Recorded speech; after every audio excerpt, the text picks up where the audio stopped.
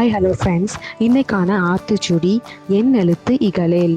நன்னான்கு 16, நன்னான்கு 16, 16 100, 1600 என்று மனப்பாடம் செய்து கொண்டு வண்டியை ஓட்டினான் பரமகுரு.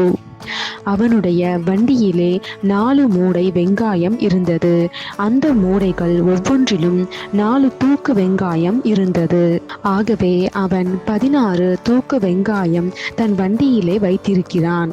அந்த வண்டியில் உள்ள வெங்காயத்தை பட்டணத்தில் உள்ள ஒரு வியாபாரியிடம் கொடுத்து பணம் பெற செல்கிறான் பரமகுரு. ஒரு தூக்கு வெங்காயத்தின் விலை 100 ரூபாய். எனவே 16 தூக்கு வெங்காயத்துக்கும் அவனுக்கு 1600 ரூபாய் கிடைக்க வேண்டும். பரமகுரு எழுத வாசிக்க படிக்கவில்லை. அவனுக்கு கணக்கு பார்க்கவும் தெரியாது. பரமகுருவின் தந்தை குமாரசாமி ஒரு விவசாயி. அவர் ஓரளவு எழுத வாசிக்க படித்திருக்கிறார். ஆனால் தான் நிறைய படிக்கவில்லையே என்று அவர் அடிக்கடி வருத்தப்படுவார். தன்னுடைய மகன் பரமகுருவை இளமையிலேயே படிக்க வைக்க வேண்டும் என்று பெரிதும் விரும்பினார் குமாரசாமி. ஆனால் பரமகுரு பள்ளிக்கூடம் செல்ல மறுத்துவிட்டான்.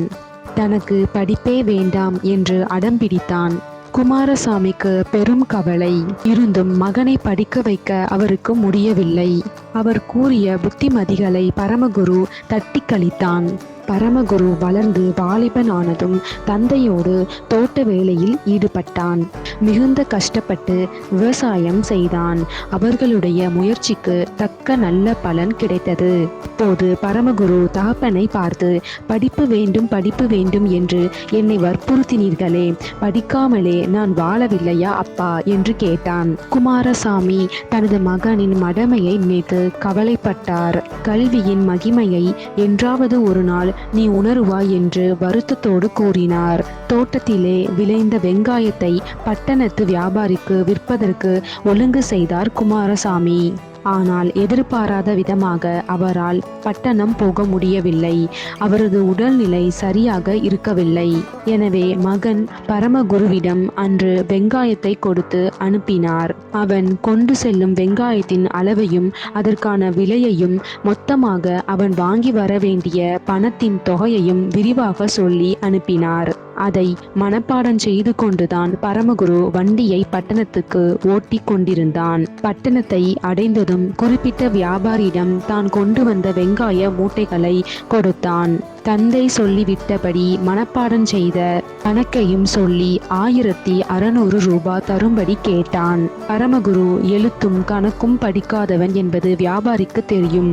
ஆகவே பரமகுருவை மோசம் செய்ய எண்ணினான். அவன் கொண்டு வந்த வெங்காயத்துக்கு 800 ரூபாய் தான் வரும் என்று கூறினான். பரமகுரு தகப்பன் சொன்ன கணக்கை ஒப்புவித்தான். வியாபாரி சிரித்துவிட்டு, தம்பி, உன் அப்பா போட்ட கணக்கு பிழைத்து விட்டது. இதோ நான் கணக்கு போட்டு காட்டுகிறேன் என்று கூறி 8 புளியங்கொட்டைகளை எடுத்தான். இதோ பார், நீ கொண்டு வந்தது 4 மூடைகள். அந்த 4 மூடைகளுக்குத்தான் இந்த 4 புளியங்கொட்டைகள். இதோ இதில் உள்ள மற்ற 4 புளியங்கொட்டைகளுக்குத்தான் ஒரு மூடையில் இருக்கிற 4 தூக்குகள்.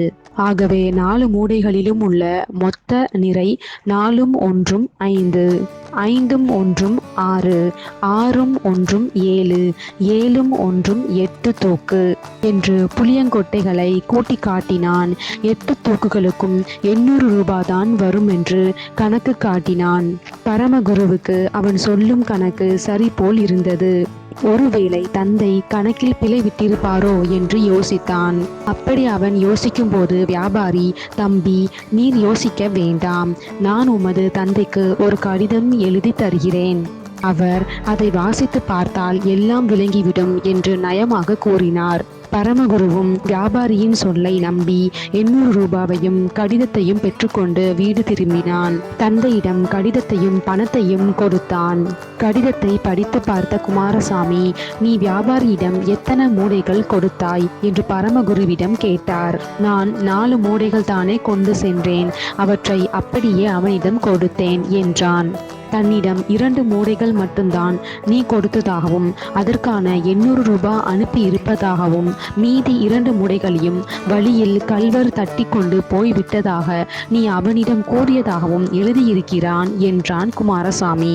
பரமகுரு தன்னை வியாபாரி மோசம் செய்து விட்டதை அப்போதுதான் உணர்ந்தார். பொய் கணக்கு போட்டு பொய் கடிதம் எழுதியும் தன்னை மடக்கி விட்டான் என்று ஆத்திரப்பட்டான். அப்போது குமாரசாமி, மகனே, என் எழுத்து இகழேல் என்று அவ்வை சொன்னது பொய்க்கவில்லை. கணிதம் எழுத்து முதலியன உனக்கு தேவையில்லை என்று உதறி தள்ளிவிட்டாய்.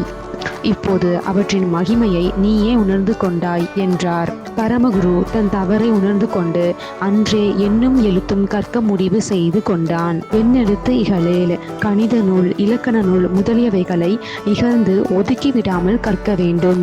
அடுத்த ஆத்திச்சூரியுடன் ஜேம்ஸ் ஸ்டோரி ஷாப். தேங்க்யூ.